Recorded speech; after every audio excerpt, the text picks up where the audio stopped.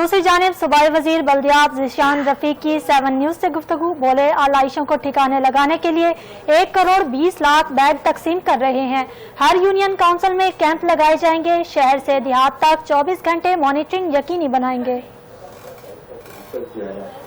وہ اس آپریشن میں کا پارٹ ہوں گے۔ اس کے علاوہ ہم نے یونین کونسل کی سطح کے اوپر جو ہے نا وہ کیمپ بھی لگائے ہیں، اور جو ہے نا ہم نے تقریباً 65,000 سے زائد جو ہماری مساجد ہیں اور اس کے علاوہ جو عید گاہیں ہیں وہاں پہ بھی جو ہے صفائی کے انتظامات کیے جائیں گے۔ تقریباً کوئی 10,500 کے قریب جو پنجاب کے اندر گریویارڈ ہیں ان کے بھی صفائی کا انتظامات کیے جائیں گے۔